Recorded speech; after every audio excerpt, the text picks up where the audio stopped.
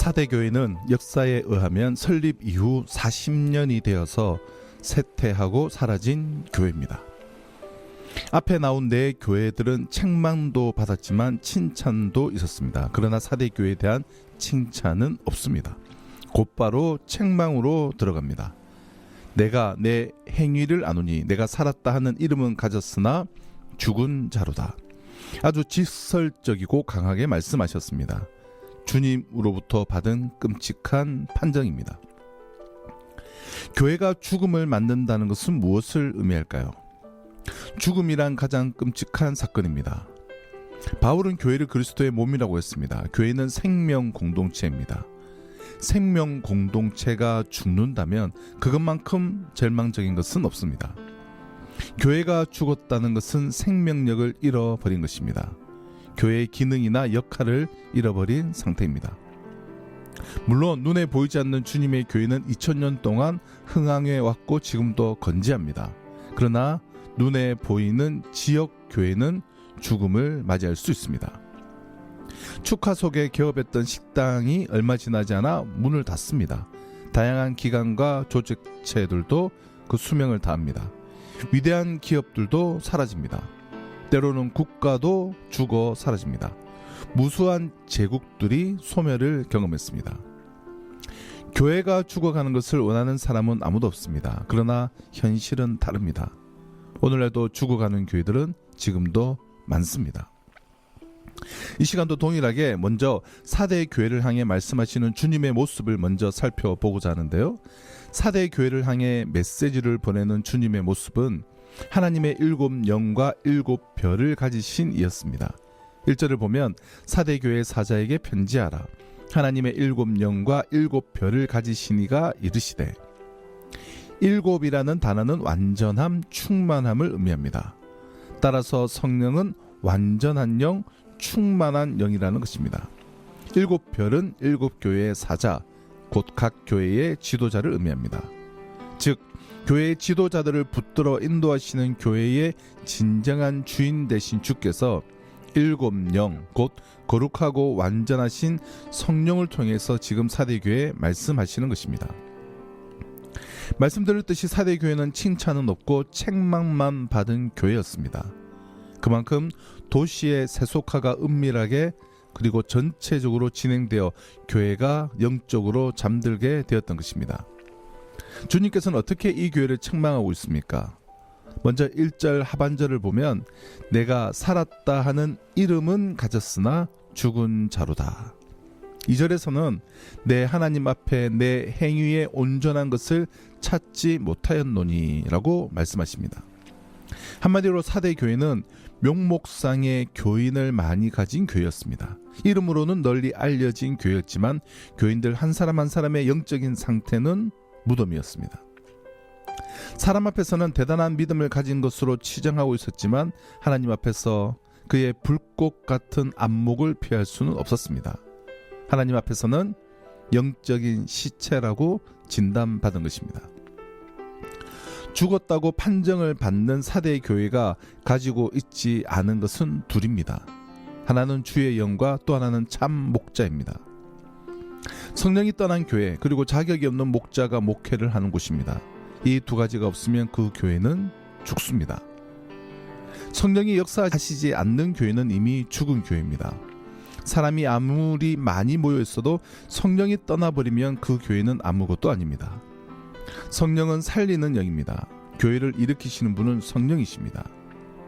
또 교회의 별로 상징되는 목사가 중요합니다. 참 목자가 진리 가운데로 공동체를 이끌고 있지 않으면 그 교회는 죽는 것입니다. 그런 의미에서 교회는 목사가 중요하고 그렇기에 담임 목사를 위해서 기도를 많이 해주셔야 합니다. 한 사람의 목사가 살면 교회가 살고 교회가 살면 그 도시가 살고 그 도시가 살면 나라가 살기 때문입니다. 4대 교회는 살았다 하는 이름은 가졌으나 죽은 자입니다. 이름을 가졌다는 것은 무엇을 의미합니까? 그 교회는 한때 명성을 떨친 교회입니다. 가끔 언론에도 오르내리고 괜찮은 교회로 알려졌습니다. 겉으로 보면 아무런 문제가 전혀 없습니다. 죽은 교회를 판별해내는 것은 쉬운 일이 아닙니다. 그러나 사람들의 평판이 아니라 주님의 판정이 중요합니다. 그들은 이름만 가진 신자입니다. 실상은 죽은 자입니다. 이미 사망 진단서가 발부되었고 아무것도 기대할 수 없습니다. 근데 특이한 것이 이 4대 교회에 대해서는 심판의 메시지가 없습니다. 왜일까요? 이미 죽어버렸기 때문입니다. 죽었는데 심판의 경고가 무슨 의미가 있겠습니까? 교회를 다니지만 영적으로 죽어 있습니다. 자신은 교회를 다니기 때문에 구원받았다고 생각하는데 아닐 수 있습니다. 종교생활과 신앙생활은 다릅니다. 경건의 모양은 있는데 경건의 능력은 사라진 사람들이 있습니다. 입으로 신앙을 고백하는데 삶으로는 드러나지 않습니다. 하나님의 생명으로부터 떠나 있습니다. 하나님과 영적으로 끊겨 있습니다. 몸만 산 것이지 영은 죽어 있습니다. 교회가 어떻게 죽음을 맞이할까요? 갑자기 죽지 않습니다. 서서히 죽어갑니다. 사대는 매우 부유한 도시였습니다. 이 도시의 한가운데 흐르는 강이 있었는데 그곳에서 금을 채취했습니다. 그래서 사대는 금화와 은하를 제조하는 도시였습니다. 그뿐만 아니라 이 도시는 난공불락의 요새였습니다. 안전한 곳이었습니다. 물질적으로 풍요하고 환경적으로도 매우 안정된 도시였습니다. 그런데 안락한 환경은 영적으로 죽어가는데 영향을 줄 수 있습니다. 경제적 성장과 복음에 대한 수용력은 깊은 연관이 있습니다. 경제적으로 성장할수록 인간들은 복음을 잘 받아들이지 않습니다. 사대 교회는 심판의 메시지가 없을 뿐 아니라 거짓 교훈을 가르친 거짓 교사에 대한 언급도 없습니다. 외부로부터의 핍박이나 유혹에 대한 언급도 없습니다. 그런데 왜 쇠퇴의 길을 걸었을까요?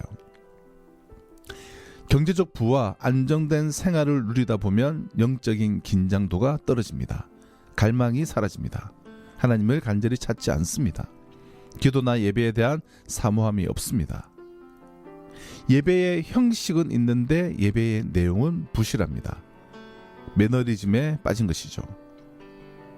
많은 분들이 외부의 압력이 핍박이 교회를 어렵게 하는 것처럼 말하는데 여러분 절대 그렇지 않습니다. 전 세계 교회 역사 이래의 핍박으로 인하여 외부의 핍박으로 교회가 무너진 적은 단 한 번도 없습니다. 핍박 때문에 무너지는 것이 아니고 우리 안의 문제이고 영이 죽은 것이 문제입니다. 중국과 북한의 지하 교회는 지금도 살아있지만 유럽은 다 죽었습니다. 쇠퇴는 서서히 일어납니다. 죽기 전에 먼저 잠이 듭니다. 영적 잠이 들게 됩니다. 영적 잠이 들면 자신도 모르게 서서히 죽어갑니다. 나중에는 잠든 상태로 죽는 것입니다. 교회 연구가들은 죽은 교회의 특징을 이렇게 이야기하는데요. 한 교회에 오래 다닌 교인은 자기 교회의 쇠퇴를 눈치채지 못한다고 합니다. 성장은 급속도로 나타나지만 쇠퇴는 눈에 띄지 않을 만큼 천천히 진행되기 때문입니다. 신앙생활도 마찬가지입니다. 자신의 신앙이 얼마나 느슨해져 가는가를 모릅니다. 나도 모르게 형식적으로 되어갑니다. 익숙함에만 머무려고 합니다. 신앙생활이 그냥 문화생활의 하나 정도로 여겨집니다.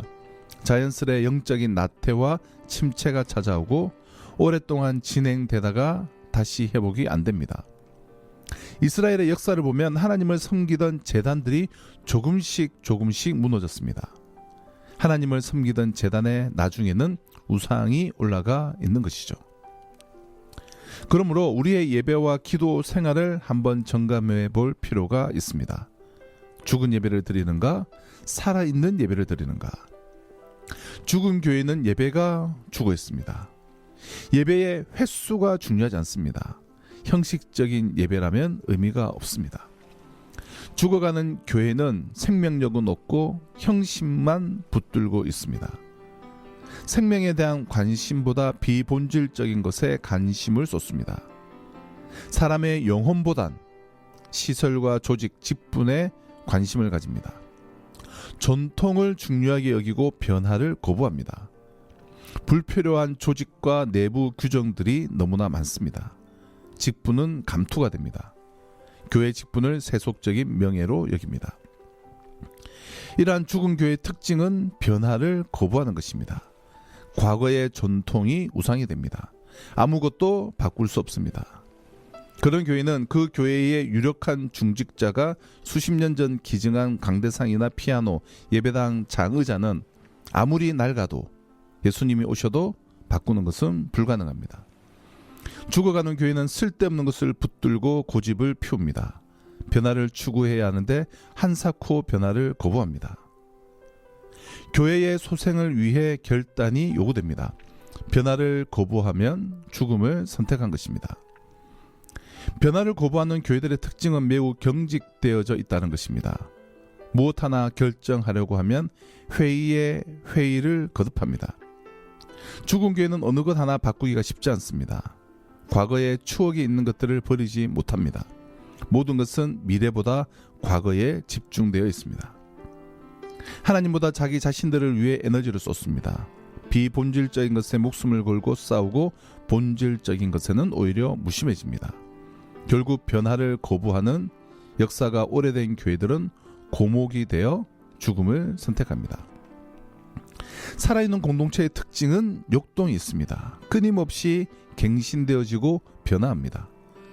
성령의 공동체는 움직입니다. 그냥 움직이는 것이 아니라 부드럽게 움직입니다. 그러나 죽은 교회는 되도록 무엇인가를 하지 않으려고 합니다. 하려고 해도 너무나 힘이 듭니다. 변화를 두려워합니다. 지금 이대로 좋다고 합니다. 현실에 안주하는 것이죠. 영적인 도전을 하지 않습니다. 살아있는 교회는 실패하더라도 도전합니다. 새로운 시도를 두려워하지 않습니다. 하나님의 말씀에 능동적으로 적극적으로 반응하는 것입니다. 성경에 4대 교회와 유사한 책망을 당한 무리가 바로 바리새인들이었습니다. 예수님 당시 바리새인들은 스스로 최고의 영적인 사람들을 자부하고 있었지만 주님은 그들을 가리켜 회칠한 무덤이라고 하셨습니다. 그들은 예배에 빠지지 않았고 경건한 복장을 입었으며 금엄한 표정을 지니고 있었고 거룩한 목소리로 말하고 있었습니다. 그러나 그들의 내면은 썩은 냄새로 가득 찼습니다. 철자에게 겉과 속이 달랐습니다. 이중적이었습니다. 교회에서의 모습과 세상에서의 모습이 달랐습니다. 사람 앞에서와 하나님 앞에서의 모습이 너무나 달랐습니다. 그들은 모두 종교적인 외식자들이고 위선자들이었습니다. 4대 교회가 바로 그랬습니다. 사랑하는 애청자 여러분, 겉으로 나타내는 종교적 활동에서만 존재의 의미를 느끼는 분일수록 바리새인됨의 가능성을 조심해야 합니다. 4대 교인들의 대부분이 그랬던 것입니다. 우리가 만일 믿음의 진정한 의미를 하나님 앞에서의 깊은 내면과 인격에서 발견하지 못하고 겉으로 무엇을 한 것 혹은 사람 앞에서만 과시하는 소위 활동주의에서 찾고자 한다면 4대 교회의 비극은 이 시대의 여러분과 저의 비극일 수도 있는 것입니다. 이미 말씀드린 것처럼 이 4대 교회를 향한 메시지에는 거의 칭찬이 존재하지 않습니다. 그러나 주님은 이 교회에 희망의 싹시 존재한다고 증언하셨습니다. 2절에 보면 아직 남아있는 것이 있다라고 말씀합니다. 4절에는 아직 옷을 더럽히지 않고 흰 옷을 입고 주님과 동행하는 자들이 이 교회 안에 남아있다라고 말합니다. 바로 이 남은 자들이 이 교회의 희망이고 세상의 희망입니다. 우연의 일치일지 모르지만 4대라는 도시명의 뜻이 남은 자입니다. 대부분의 다른 교인들과 다르게 세속화를 거부하고 거룩한 삶을 열망하며 주님께만 소망을 두고 인생을 사는 이 거룩한 소수를 가리켜 4절에서는 그 옷을 더럽히지 아니한 자 몇 명이라고 기록합니다. 그들은 평소 세상에 적당히 동화되어 살지 못하는 거룩한 바보로 왕따를 당하고 있었을지 모릅니다. 그런데 그들이 바로 역사의 남은 자, 역사의 구루터기였던 것입니다. 유일한 희망의 구루터기였던 것입니다. 그 옷을 더럽히지 아니한 자는 세상과 타협을 거부한 사람들, 음행과 우상숭배를 거부한 사람들, 어린 양의 피로 그 옷을 깨끗이 씻어 희게 된 사람들입니다. 영적으로 깨어있어 죽지 않은 소수가 있습니다. 죽어있는 교회 안에서 생명력을 유지하고 있는 참된 그리스도인들입니다. 엘리야 시대에는 바알에게 무릎 꿇지 않은 7,000명이 있었습니다. 제약이 난무하고 타락한 시대에서도 그 옷을 더럽히지 않은 자들이 있습니다. 순결한 신앙을 지킨 자들, 그리스도의 희생으로 주어진 의의 옷을 입은 자들이 있습니다. 그들은 주님으로부터 인정을 받을 것입니다. 그러므로 교회의 자랑은 건물이나 프로그램이나 이벤트가 아닌 영성이어야 하고 도덕성이어야 합니다. 세상이 갖지 못한 영성, 그리고 거룩한 도덕성이야말로 세상을 변화시키는 힘이기 때문입니다. 우리의 교회가 아무리 깜짝 프로그램을 많이 하고 화려한 건물을 자랑한다 해도 하나님과의 깊은 관계에서 누리는 영성의 그 빛남이 없다면, 그리고 세상 사람들과 차별될 수 있는 거룩한 도덕성을 상실한다면 우리는 그리스도인 공동체로서 또한 개인으로서 이미 존재의 가치를 상실한 것입니다. 빛이 비추어지기를 멈춘다면, 소금이 그 짠맛을 잃어버린다면 존재할 이유가 없지 않겠습니까? 그래서 바울은 로마서 12장에서 로마의 성도들에게 로마를 배워야 한다, 당대 최고의 제국인 로마를 배워야 한다라고 말한 것이 아니라 이 세상을 본받지 말라라고 말한 것입니다. 우리가 세상과 다르다는 것, 그것이 바로 우리의 힘이고 우리의 파워임을 잊지 말아야 합니다. 깨어있는 교회는 이 영성과 도덕성으로 날마다 자신을 살피는 공동체인 것입니다. 한마디로 그것은 깨어있는 교회, 깨어있는 성도가 되어야 한다는 것입니다. 그것이 오늘의 교회가 1세기의 4대 교회에서 배워야 할 교훈입니다. 건강한 교회는 깨어있는 교회, 건강한 성도는 깨어있는 성도입니다.